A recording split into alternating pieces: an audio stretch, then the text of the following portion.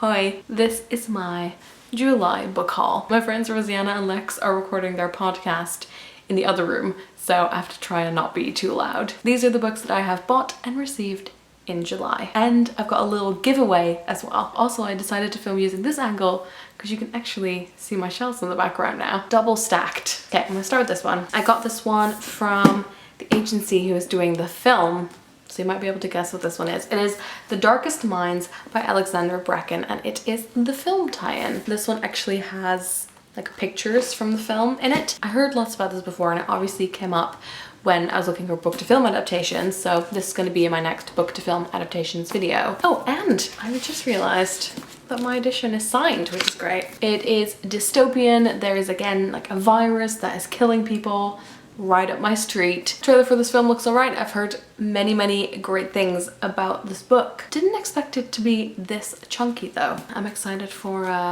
more dystopian YA. Then this one I picked up from the pulp shelf at work, which I feel like I've explained it a couple of times, but I work at Penguin and they have this pulp shelf where people put books that they want to get rid of for whatever reason, and you can pick up some books from there if you want. And I got the Black Tulip, which is the Penguin Classics edition by Alexander Dumas, who's of course the author of The Count of Monte Cristo. And this is set, I'm guessing in Amsterdam, or at least in the Netherlands. It's set during the tulip mania and about two people who try and invent a black tulip. I actually haven't read too much about that time, even though I probably should because I'm from the Netherlands, but I was quite intrigued by this classic. Then I requested 2 books from a new publisher imprint called Dialog Books. They're dedicated to highlighting voices that are often not represented in mainstream media. They want to shine a spotlight on stories for, about, and by readers from the LGBTQ,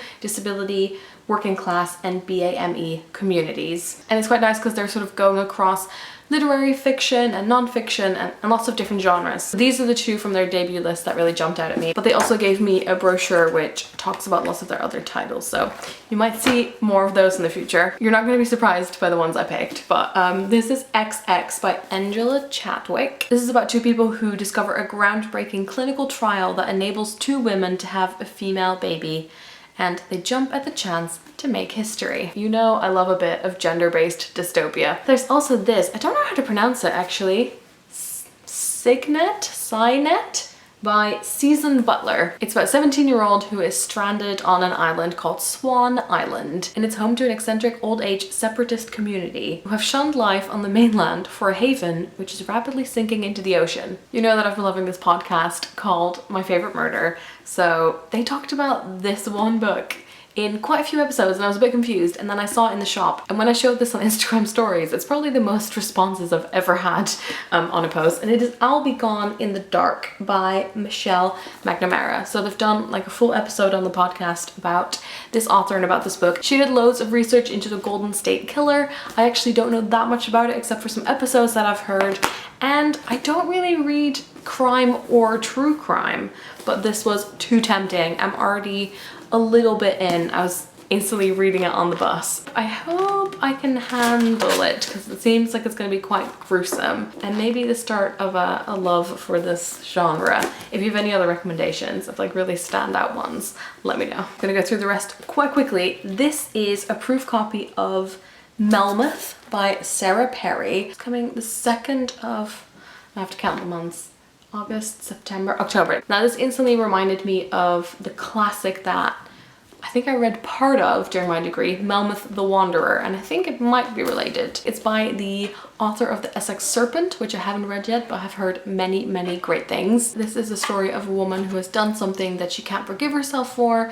Then she finds this strange manuscript, and there's this like woman sort of hiding in the dark. It doesn't say whether it's like a modern day setting or not, because The Essex Serpent was more kind of historical, so I'll find that out. Okay, I've got 4 more. This one is quite an interesting one, but it comes highly recommended by 2 people that I trust a lot. It's called Hart Berries, a memoir. It comes highly recommended by Kate Tempest, who says I loved it, and Roxane Gay, who said astounding. And it's the memoir of a woman's coming of age on an Indian reservation in the Pacific Northwest. I can't say that that's anything that I've read before, so I'm very intrigued by this one. And I got this one from the publisher for review as well as is the case with this one, which is What a Time to Be Alone by Chidera, who you might know as the Slumflower on Twitter and Instagram. I've seen a couple of her events. She also started the hashtag #SaggyBoobsMatter, which you should look up. So this is basically a book about celebrating being on your own, celebrating yourself. So this is quite a graphic book, so I think it'll be a pretty quick read, but I love what she does online, so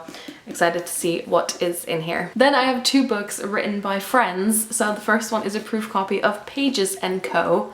Tilly and the Book Wanderers by Anna James. Anna James does some amazing book events. She's a really good moderator and interviewer. She also has her own YouTube channel, and you can recognize her by her signature long ginger curly hair. And this is, if I'm not mistaken, a middle grade book. Obviously, it's going to be all about books and bookshops and stories coming to life. And this is out in September. I really want Anna to come on my channel as well and do a video with me, so hopefully we'll get to do that. She is as obsessed with cults as I am, so hopefully we should do a video about that together. And then finally there is The Beginning of the World in the Middle of the Night, which I always have trouble saying, by my friend Jen Campbell, also fellow booktuber, and she's an author, as I'm sure most of you will be aware. This is the paperback of her short story bundle, which is filled with like twisted fairy tales. I really like the topic of this one in particular, and she very kindly sent me a copy of the paperback, and I thought since I already have the hardback, I would give this one away to one of you. I'll keep it pretty easy. Just make sure you're subscribed to my channel,